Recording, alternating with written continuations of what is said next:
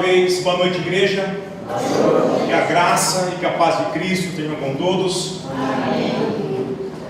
Meus irmãos, como eu disse anteriormente, tem muitos cristãos que estão colocando a sua perspectiva no lugar errado.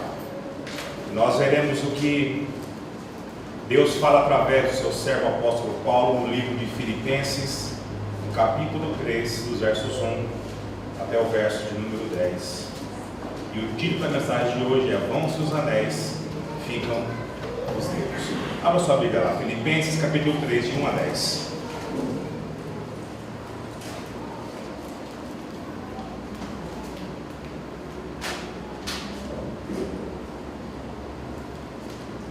Carta de Paulo aos Filipenses, capítulo 3, dos versos 1 até o verso 10.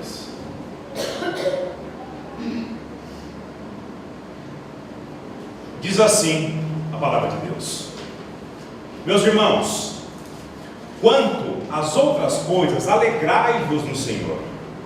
Para mim, não é difícil escrever-vos as mesmas coisas, e isso vos dá segurança.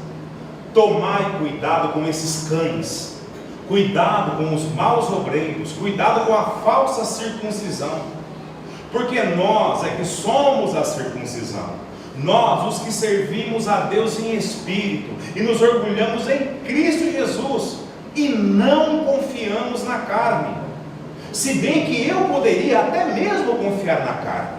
Se alguém pensa que pode confiar na carne, muito mais eu, circuncidado ao 8º dia, da descendência de Israel, da tribo de Benjamim, hebreu de hebreus. Quanto à lei, eu fui fariseu.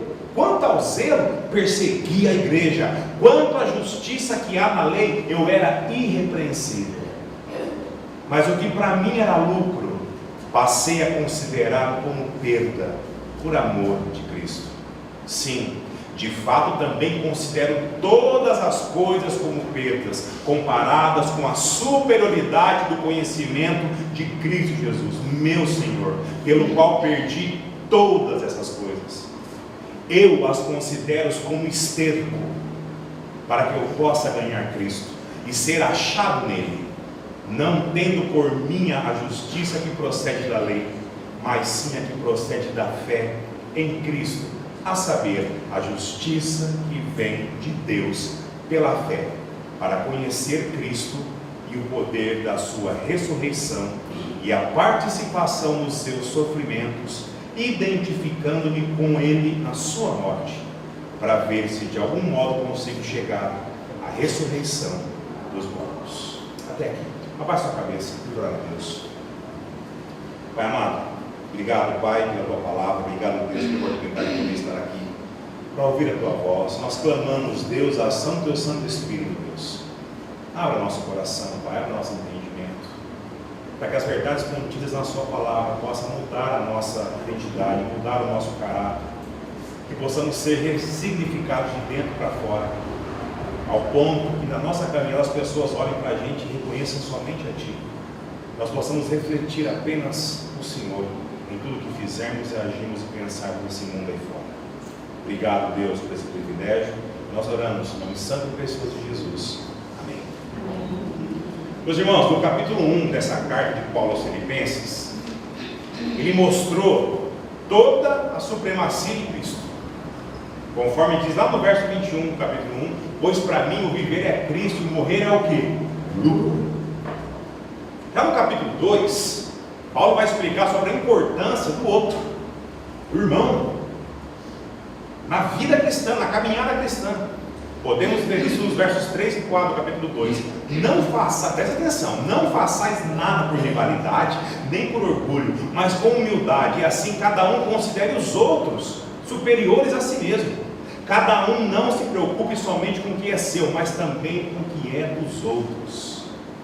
E aqui no capítulo 3, o apóstolo Paulo vai defender a verdade de Deus, verdade do Senhor, verdade essa que estava sendo atacada. E aqui eu vou abrir um parênteses para dizer que não é só lá, nos dias de hoje, as verdades do Senhor é atacada. não só por aqueles que decidiram não crer, não, mas também por aqueles que se dizem crentes. E dentro de igrejas continuam os ataques às verdades de Deus, e de certo modo afirmando não ser verdade, através do que? Vamos lá, uma falsa piedade, até mesmo professando heresias contra Deus. Nós vemos hoje, dentro do contexto da igreja evangélica, que eles estão trocando o evangelho antigo, o evangelho puro, o evangelho simples, por um evangelho totalmente deturpado, cheio de sincretismo, cheio de misticismo. Portanto, esse texto é uma pertinência essencial para mim e para você, nos dias que se faz hoje. Por isso, irmãos, mantenha sua Bíblia aberta no capítulo 3, e veremos ponto a ponto desse texto que foi lido aqui, amém? Vamos lá, verso 1. Paulo aqui, ele dá a impressão que ele está concluindo a carta dele, mas na verdade ele está reafirmando a tônica, o contexto da própria carta, que é o que? A alegria que nós temos que ter em servir o Senhor. Leia comigo o verso 1 novamente. Meus irmãos, quanto às outras coisas, alegrai-vos no Senhor. Para mim não é difícil escrever-vos as mesmas coisas, e isso vos dá segurança. Meus irmãos, Cristo já havia sido exaltado nas palavras de Paulo, engrandecido, louvado, e agora o apóstolo começa a dizer como nós devemos nos portar diante dessa graça maravilhosa que foi dada por Deus a mim e a você. Quando Paulo diz que devemos nos alegrar no Senhor quanto às outras coisas, o que será que Paulo está se referindo? O que será que ele tinha em mente quando ele disse essa frase aqui? Paulo está apontando para os problemas e circunstâncias da minha e da sua vida, para que levarmos uma vida alegre, uma vida feliz, isso independerá de todo e qualquer problema que eu e você possa estar enfrentando, de toda e qualquer circunstância que podem até agravar, deixar até mais grave os problemas da nossa vida. E sabe por que independe? Porque nós nos alegramos, irmãos, isso aqui é fundamental para a vida cristã. Nós nos alegramos em alguém e não em algo. Nós nos alegramos em uma pessoa e não em coisas, não em objetos. A pessoa de Cristo Jesus, que está muito, mas muito acima do nosso pior tipo de problema. Amém, irmãos? Paulo também diz aqui no verso 1 o quanto que lhe é fácil escrever o quê? Uma novidade a cada minuto. Tá, né? Eu vou na igreja, hoje Deus não falou comigo. Por quê? Eu busco coisas novas, eu busco experiências novas com Deus. Paulo diz, quanto lhe é fácil escrever o quê? As mesmas coisas. E o que será que ele quis dizer com isso daqui? Meus irmãos, as cartas do apóstolo Paulo a todas as igrejas, via de regra, exceto quando tinha algum problema específico, naquela igreja, Paulo sempre está falando a mesma coisa, apontando para o mesmo lugar, que é o que? A graça e o amor de Cristo. Leia todas as cartas, vai afunilar aqui. Por isso que ele diz que é fácil para ele dizer sempre o que? As mesmas coisas, ao mesmo tempo que não era para as igrejas se perderem no caminho. Pelo contrário,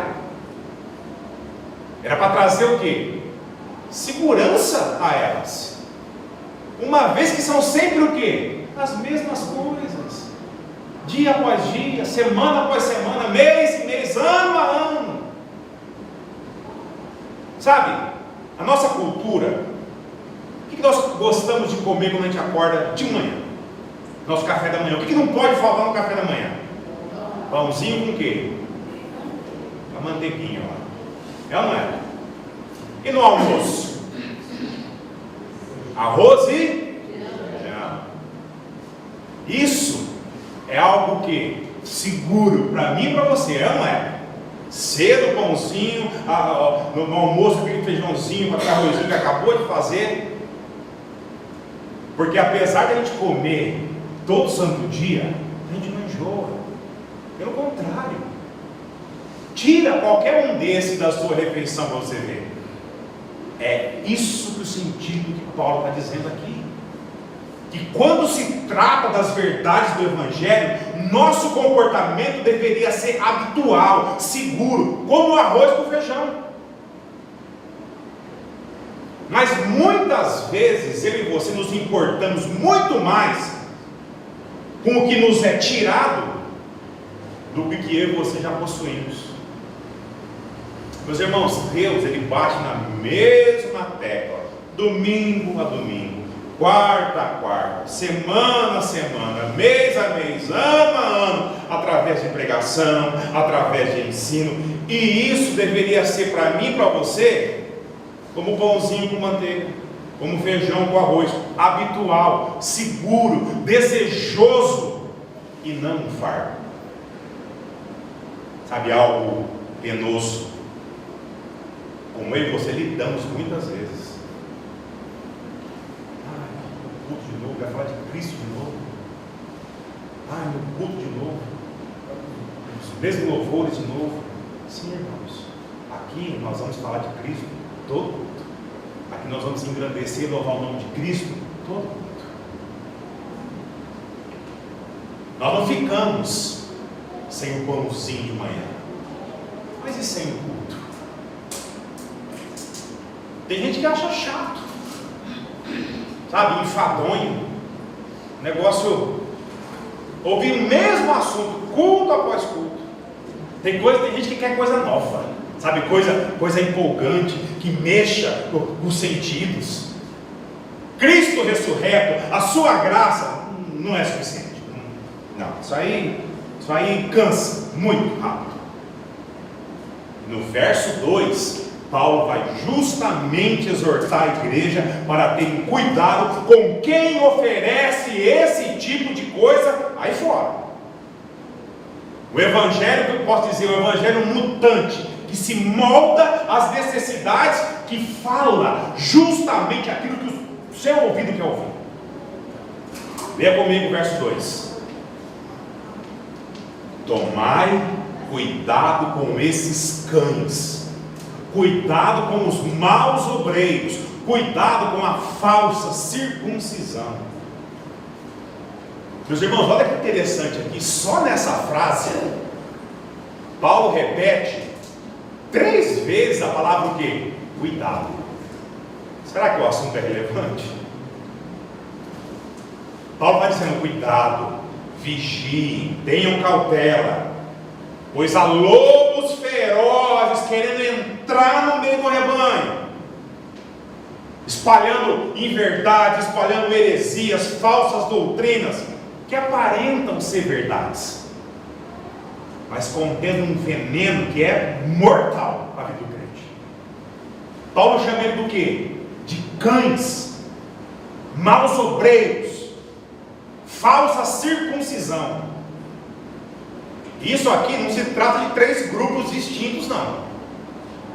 É o mesmo, farinha do mesmo saco. Paulo reafirma a necessidade da igreja do quê? De identificar esse povo.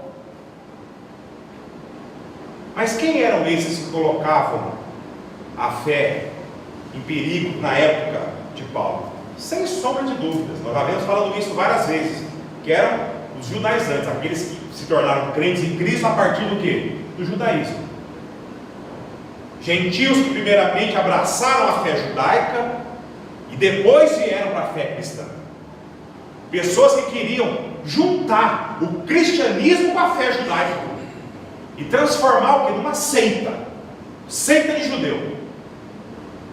E o principal ponto que eles afirmavam é que ninguém poderia ser salvo pela fé em Cristo Jesus se antes não passasse pelo ritual do quê? Da circuncisão, por exemplo, que era fundamental na fé judaica. Se não fosse circuncidado, não adiantava só ter fé em Cristo. Era isso que eles afirmavam.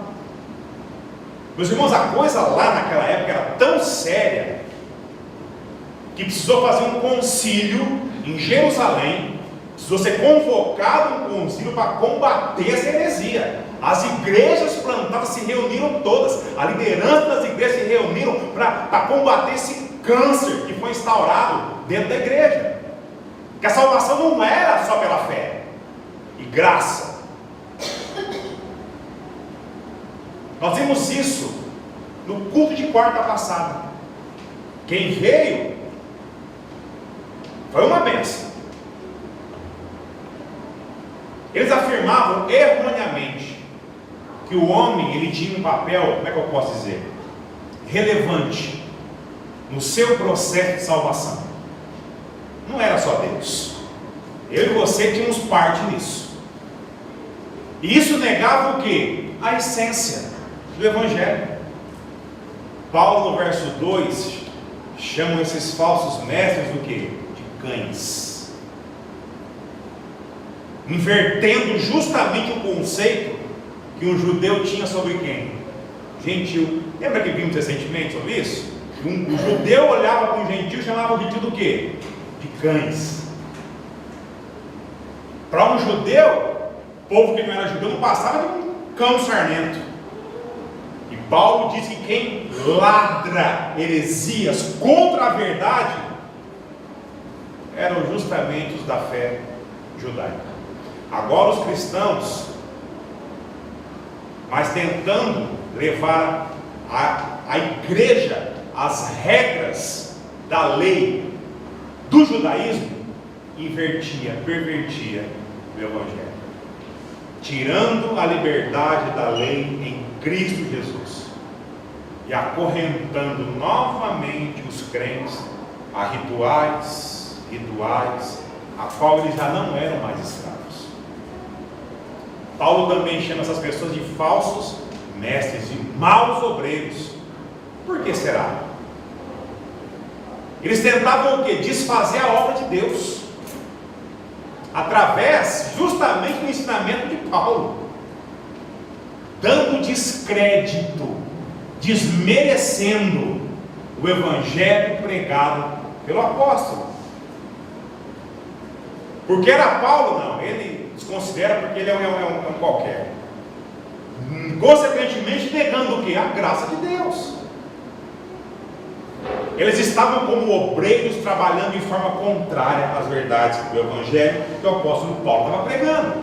Meus irmãos, Paulo também chama esses falsos mestres de falsa circuncisão. E aqui eu me impressiono demais com a inteligência de Paulo. Ele usa um jogo de palavras para evidenciar quem era aquela gente, quem que eram aqueles cães a qual ele chamou. A palavra circuncisão, vocês sabem o que é circuncisão, né? Amém? A palavra circuncisão em grego era peritome. Essa é a palavra em grego, circuncisão. Mas Paulo vai usar uma outra palavra aqui no texto original. Paulo vai usar a palavra catatome, que significa incisão, corte, amputação. Que os pagãos usavam para quê? Para mutilar o próprio corpo. Nos rituais que eles faziam aos falsos deuses. O que Paulo está dizendo para a igreja de Filipos aqui é que quando você confia na incisão da carne e não na circuncisão do seu coração, a única coisa que vocês terão para ostentar a Deus é apenas corte na pele.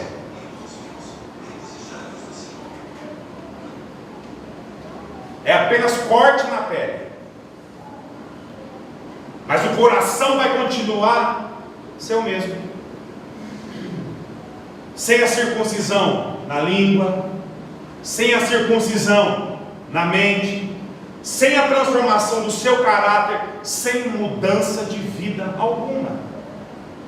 Paulo está dizendo: vocês não são circuncidados, vocês são apenas mutilados. Mutilados, vocês não passam disso. Meus irmãos, a circuncisão foi instituída por Deus lá em Gênesis capítulo 17, como forma, como marca de fé pública, de espiritualidade. Mas em Cristo Jesus, sabe o que Cristo substituiu isso? O batismo, pelo próprio Senhor Jesus. Ou seja, Paulo está falando que o verdadeiro circuncidado é aquele que põe a sua confiança na graça do Senhor Jesus. E agora Paulo vai dizer quem é o verdadeiro circuncidado. Olha como Paulo, lê comigo o verso 3, acompanha comigo. Porque nós é que somos a circuncisão, nós o que servimos a Deus em espírito, e nos orgulhamos em quem? Nós mesmos? Não, em Cristo. E não confiamos na carne. As pessoas estavam preocupadas com corte na carne, e Paulo está falando: nós não confiamos na carne, nós confiamos em Cristo. Meus irmãos, a circuncisão era um ato de demonstração de fé, de confiança, de adoração a Deus. É verdade, mas deveria vir acompanhado do quê? De adoração a Deus em espírito. Pois sem isso, era um corte que era feito na pessoa, não passava disso. Paulo está dizendo que o que você faz em adoração a Deus tem que ir de encontro com as palavras de Cristo. Pois se a sua confiança, presta atenção, se a sua confiança não estiver na graça, mas na circuncisão em si, sabe o que significa? E quando eu falo circuncisão, a aplicabilidade disso na nossa vida é muito extensa, mas reflete uma situação. Você não confia em Cristo, você confia na carne. Às vezes você confia em si mesmo, mas não em Cristo, não em espírito. E é justamente isso que um falso mestre quer. Isso aí. Que você primeiro confie em quem? Em Cristo? Não. Que você confie primeiro nele, para depois você confiar em Deus. Como se a escada para alcançar o céu, ele fosse o degrau principal, fundamental. Se não for por ele, esquece, você não vai para o céu. E Paulo vai fazer uma comparação para mostrar aos crentes daquela igreja lá, e para mim e para você aqui também, o quanto eles estavam sendo facilmente iludidos por aqueles cães, aqueles falsos mestres. Lê comigo os versos 4, 5 e 6. Se bem que eu poderia até mesmo confiar na carne, se alguém pensa que pode confiar na carne, muito mais eu, circuncidado ao 8º dia, da descendência de Israel, da tribo de Benjamim, hebreu de hebreus. Quanto à lei de Moisés, eu fui fariseu. Quanto ao zelo, eu persegui a igreja. Quanto à justiça que há na lei, eu era irrepreensível. Meus irmãos, dentro do judaísmo, que estava a discussão aqui, Paulo era o supra-sumo do negócio. Ele está dizendo àqueles crentes lá, que se a questão é confiar na carne, Paulo era muito mais gabaritado, muito mais qualificado que aqueles a qual aquele povo dava ouvido. Paulo está dizendo que se fosse para confiar em quem tivesse a circuncisão como um parâmetro, né, de legibilidade, ele estava acima de tudo isso daí. E vocês continuam dando ouvido a quem? A esse povo. Se agora essa questão fosse de fato relevante a Deus, ninguém melhor do que Ele para representar isso dentro da igreja. Ninguém melhor que Ele. Mais qualificado que Ele não tinha. Quem que era esse povo? Esses judaizantes, esses cães, como ele fala. Gentios que primeiro que se converteram ao judaísmo. Certo? Estão comigo? Paulo era o quê? Judeu. É judaísmo? Paulo era judeu, filho genuíno da nação de Israel, descendente direto da tribo de Benjamim. Os gentios judaizantes, que estavam causando tudo isso daqui, eles foram circuncidados quando? Se converteram na idade adulta, fizeram a circuncisão. Meus irmãos, Paulo foi quando nasceu, como mandava a lei, ao 8º dia de vida. Hebreus de Hebreus, ele fala. Ou seja, mais original do que ele, não tinha. Pode procurar, você não acha. Quanto à lei de Moisés, que o judaizante queria seguir e queria misturar, fazer um sincretismo com o cristianismo, Paulo, ele era fariseu, irmãos. O mais alto patamar de conhecimento da lei dentro do judaísmo. Vocês terem uma ideia, Paulo ele foi ensinado por um cidadão chamado Gamaliel, que era um dos mais famosos rabinos de Israel. Se você for dá um Google depois, lá e coloca Rabino Gamaliel, você vai se surpreender. Os demais, os outros, tinham o título de Rabi, que é mestre da lei. Gamaliel tinha o título de Gamã, mestre dos mestres da lei. Era o cara. E ensinou Paulo todos os mandamentos de Deus e das leis farisaicas. Você tem uma ideia, para você ser aceito como aluno desse Gamaliel, um dos requisitos, você tinha que ter em mente, decorado, os 5 primeiros livros da Bíblia, o Pentateuco. Os 5 primeiros livros da Bíblia, aqui, ó, na ponta da língua. Isso era um dos critérios para você ser aceito como aluno desse cidadão. Para você ter uma ideia do nível do apóstolo Paulo. Paulo ainda lembra que seu prestígio dentro da seita do farisaísmo era tanta, ele tinha a concessão do templo para caçar cristão por todo lugar, e ele fez isso, dentro e fora de Israel, e fez para valer, com veemência. Quando ele ser considerado uma pessoa justa, pelo comportamento que a própria lei de Moisés exigia, Paulo fala, eu era irrepreensível. Portanto, quem que eram esses cães, esses judaizantes frente a Paulo? Meus irmãos, se nós formos avaliar a situação da igreja cristã nos dias de hoje, eu creio que a realidade está muito pior que nos dias. Existe tanto falso mestre atualmente por aí, falando tanta heresia, tanta bobagem contra Deus. Eu acho que Paulo ficaria assim, ó, de queixo caído, de ver a situação como que está hoje.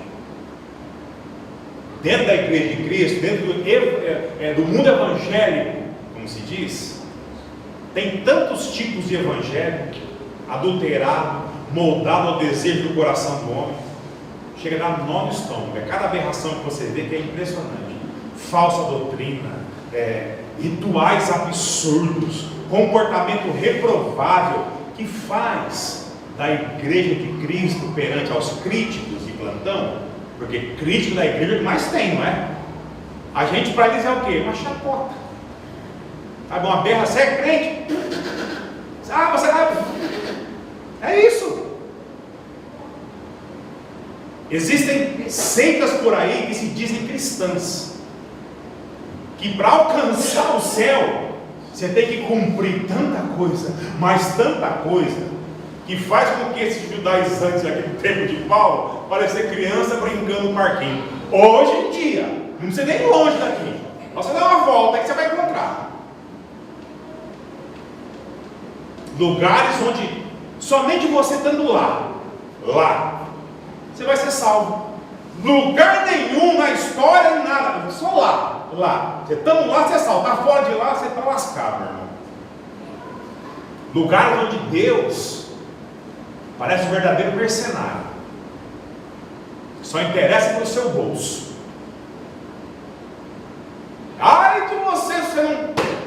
não trouxer na igreja? Devorador. Nossa, eu gosto disso porque eles pegam um texto que não tem nada a ver com o negócio, mas o devorador vai acabar com tudo na sua vida. Pega a pessoa pelo medo. Lugares onde existem cultos, há utensílios e não há Deus. Tem lugar aí que eles adoram, sabe o quê? Arca da Aliança. Tem lugar que a presença de Deus é anunciada com trombeta, chifre de carneiro. Tem, vai na internet, vocês vão ver aí. Tipo, sem isso, Deus não está lá. Sem falar, em lugares onde a palavra de Cristo, por si só, não basta. Tem que ouvir a palavra daquele que o próprio Deus levantou, sabe? O arauto do Senhor. E se você não der ouvido a ele, sabe o que vai acontecer com você? Você vai queimar no inferno. Lugar onde tudo é adorado, até demônios, mais do que Deus. Lugar onde só fala de demônio. Parece que a fila, sabe? Uma fila de demônio na hora do culto, com hora marcada, e é um demônio atrás do outro sendo expulso no culto. Cristo, Evangelho, Deus, legal é expulsar demônio. Isso o povo gosta de ver. Onde ouvir a voz de Deus, nada mais é que tentar dar uma base equivocada para dar legitimidade ao que? O desejo do coração do homem. E o povo, vamos lá. Nossa, o povo ama isso, adora isso. Paulo se escandalizaria se estivesse nos tempos de hoje. Mas ele mesmo alertou que seria assim. Se você ler lá a carta dele em Timóteo, você vai entender isso. Enfim, Paulo de fato era muito, mas muito mais qualificado para falar sobre tudo isso que esse povo falava, aqueles judaizantes. Mas qual que era a percepção de Paulo? Leia o verso 7 comigo. Acompanhe o verso 7 comigo. Mas ele era o mais qualificado, não é? Olha o que ele diz aqui. Mas o que para mim era lucro, eu passei a considerar perda por amor de Cristo. Tudo isso, o cara, isso aqui não é nada perto de Cristo Jesus. Nada.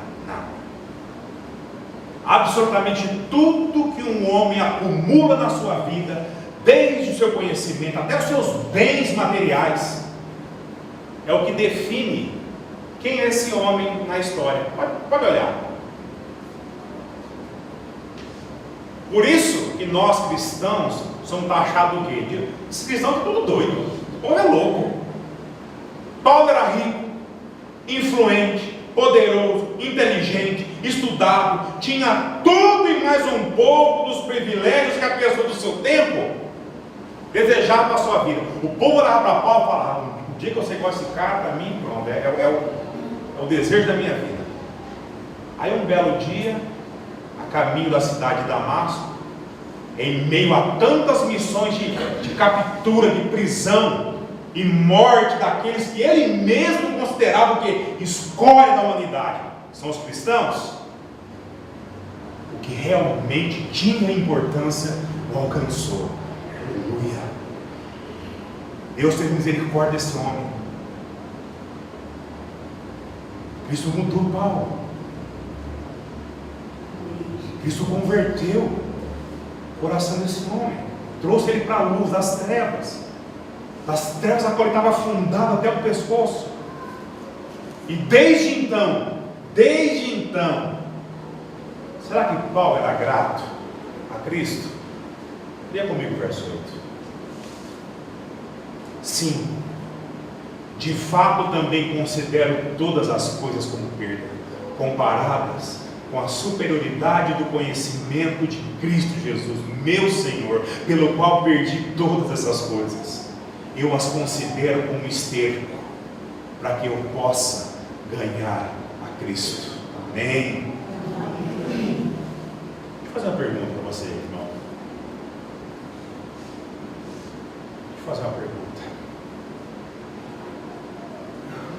essa resposta nós vamos dar a mim e a você, tá? Não precisa responder, é íntimo, amém?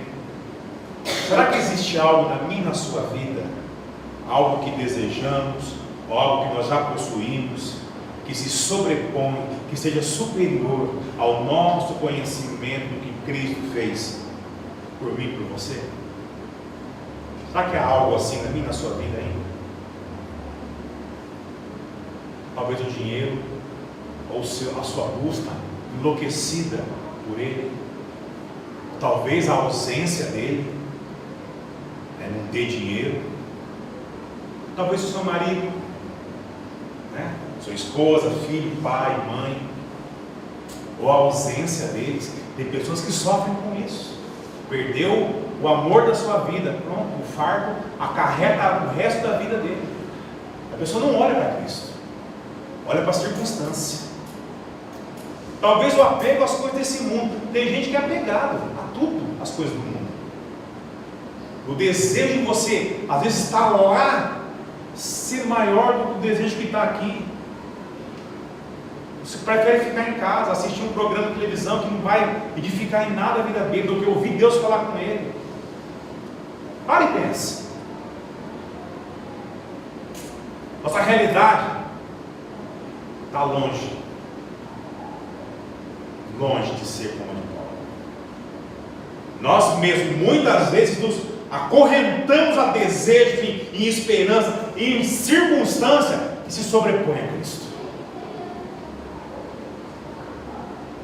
Paulo foi muito, mas muito além do que nós iríamos, por amor a Cristo. Quando ele diz: considero todas as coisas como perda, comparado com a superioridade do conhecimento de Cristo, meu Senhor, pelo qual perdi, joguei fora todas essas coisas. Portanto, aqui ele está fazendo uma consideração e uma afirmação de opção de vida. Paulo está considerando como perda tudo aquilo que um judaizante como aqueles lá de Filipos, como muita gente dentro da igreja de Cristo hoje, almejaria para a sua vida. Quando olha para a vida dele, não, é isso que eu quero. Olha para o irmão com o carrão lá, eu quero carro desse. Vê a casa do irmão que foi visitar, que recebeu outro no churrasco, você nem presta atenção no churrasco, você presta atenção na casa da pessoa. E aquilo torna-se para você o ópio da sua vida, o vício da sua vida. Você vai fazer de tudo para conquistar aquilo, passando muitas vezes por cima do que o próprio Deus disse para você não fazer, mas você quer aquilo. Paulo está afirmando que perdeu todas essas coisas quando ele conheceu a Cristo de verdade. Ele achava que conhecia a Cristo e perseguia todo mundo, mas o dia que Cristo se revelou a ele, não existe, irmãos, preste atenção, não existe a possibilidade de você ter um encontro verdadeiro com Cristo e isso não botar você de joelho no chão. Não tem. O poder de Cristo é tão grande. Não teve um encontro do homem com Deus que o homem desfaleceu. Isso aconteceu com Paulo. Quer ver como é que a nossa situação ela é muito mais privilegiada que Paulo? O que eu e você fazemos de errado, que desagrada a Deus, em comparação com Paulo? Será que Paulo tinha muito mais do que abrir mão do que eu e você? Será? Olha para a vida dele, olha para mim, pastor. É óbvio que sim. A nossa vida comparada com a que Paulo tinha antes da sua conversão, de fato, após a sua conversão, ele teria que abrir muita coisa, hein? Por amor a Cristo. Mas abrir, olha, sabe, parar a vida dele e falar: meu Deus do céu, vou ter que jogar tudo isso fora. Vai sim. E ele fez, pois ele vinha de um contexto onde Cristo não poderia ser quem ele é. E isso estava enraizado dentro de Paulo. Paulo era fariseu, Cristo não era filho de Deus. Imagina, um herege desse, um louco desse, vamos botar esse cara na cruz. Era isso que eu julgo que um fariseu queria. Mas para mim e para você a coisa toda sobre ser ou não ser cristão baseia-se pelo nosso entendimento em apenas uma questão de escolha, uma só. Apesar de não ser eu e você que escolhemos,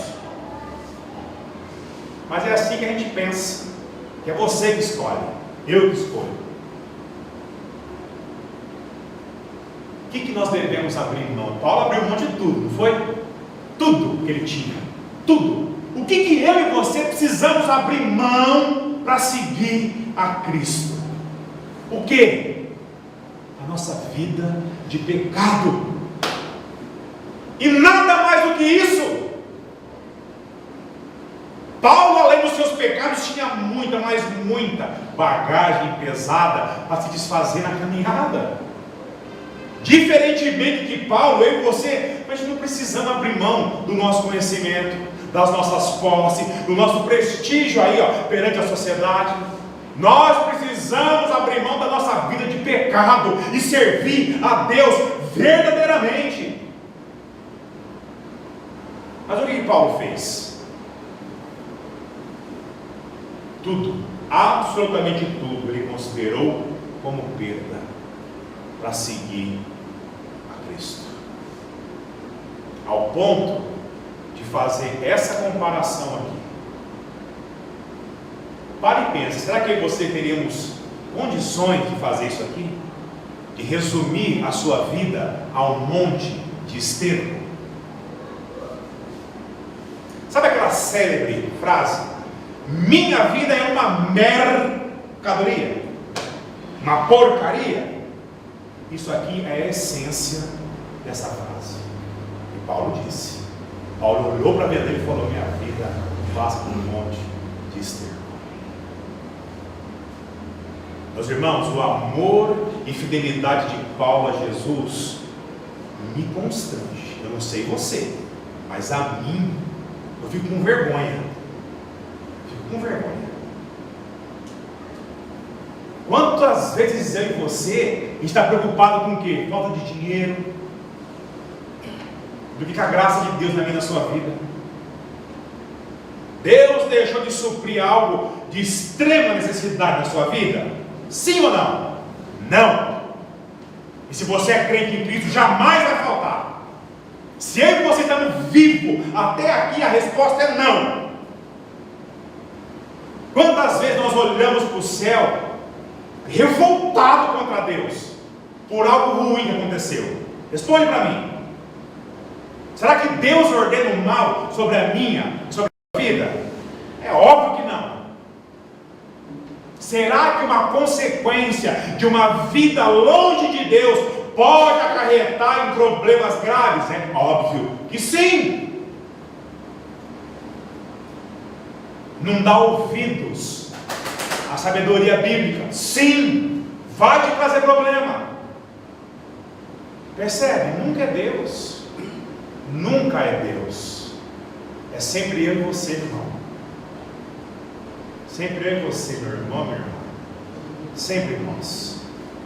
E mesmo assim, a graça de Deus continua sobre nós, mesmo nós estando recorrentemente contra Ele. Paulo teve que abrir mão de muita coisa para servir a Cristo. E ele não piscou, ele não pensou duas vezes. Entre tudo que ele tinha, dinheiro, poder, status, conhecimento, e servir a Deus, ele abriu mão de tudo. Tudo. E tudo isso para quê? Leia comigo os versos 9, 10 e 11. Olha, Senhor, e ser achado em Cristo, ser achado nele, não tendo por mim a justiça que procede da lei, mas sim a que procede da fé em Cristo, a saber, a justiça que vem de Deus pela fé, para conhecer Cristo, e o poder da sua ressurreição, e a participação dos seus sofrimentos, identificando-me como ele na sua morte, para ver se de algum modo eu consigo chegar à ressurreição dos mortos. Irmãos, Deus mudou esse homem. Paulo abriu mão de tudo na sua vida, sabe para quê? Para ser achado, para ser encontrado pelo autor da própria vida. Mas assim, que coisa linda isso. Acho isso lindo. Deixou tudo na sua vida para ser achado por quem dá a própria vida a ele, sem se preocupar com a justiça que a lei imputava, com aqueles judaizantes, a qual ele próprio era muito superior, mas sendo justificado pela fé que vem de Jesus. Amém, irmãos? Para que assim como Paulo, eu e você, nós também possamos estar no pleno conhecimento de Cristo. Essa é a meta. E quando você estiver na frente do Senhor, Ele abriu os braços e falou: vem, vem, e não aparta-te de mim. Desfrutar do seu poder na ressurreição dos corpos, no último dia, quando Cristo voltar, para que eu e você possamos pegar a nossa cruz a cada dia e participar do sofrimento que Cristo passou, pela morte dele, que era para mim e para você estarmos no lugar dele, para que um dia possamos alcançar a vida eterna de forma ressurreta, glorificada, assim como ele prometeu a mim e a você. E como nós sabemos, como crentes em Cristo Jesus, que promessa de Deus e realidade é a mesma coisa, vamos fazer que nem os nossos irmãos pentecostais lá. Posso ouvir um amém? Amém. Meus irmãos, eu não sei como é que está a sua vida, de fato. Muita coisa eu sei, mas no fundo eu não sei quase nada. Essa é que é a realidade. Eu não consigo alcançar o mais profundo do seu coração, na intenção de querer ajudar você. Mas Deus sabe. Ele sabe. É Ele quem o salmista disse que esquadrinha todo o nosso coração, toda a nossa alma. É Ele que tudo vê que ocorre dentro de mim e de você. E o convite, presta atenção, o convite perpétuo de Deus para mim e para você é: deixa eu governar a sua vida, deixa eu dizer o que é melhor para você, deixa eu te dar graça, e isso apesar de você, irmão, de mim e de você, irmão. Meus irmãos, Deus é maravilhoso. A sua graça, assim como para Paulo, também deve ser suficiente para mim e para você. Não permita que o seu coração se sobreponha ao amor de Cristo em nós. Dentro das nossas falhas, dentro das nossas limitações, mesmo diante de todos os nossos pecados, leve uma vida a sério com Deus. Não caia nas armadilhas que são colocadas na nossa caminhada. Cristo, tão somente Cristo nos basta e nada mais. Nossa fé em Jesus é que nos salva, nada mais. E o tempo está se passando, o tempo está se esgotando. Nós não sabemos quanto tempo que nós temos ainda aqui nessa terra, só Deus sabe. E Ele diz, domingo a domingo, quarta a quarta, semana a semana, mês a mês, ano a ano, o que Ele disse a Isaías, e que repercute hoje e por toda a eternidade.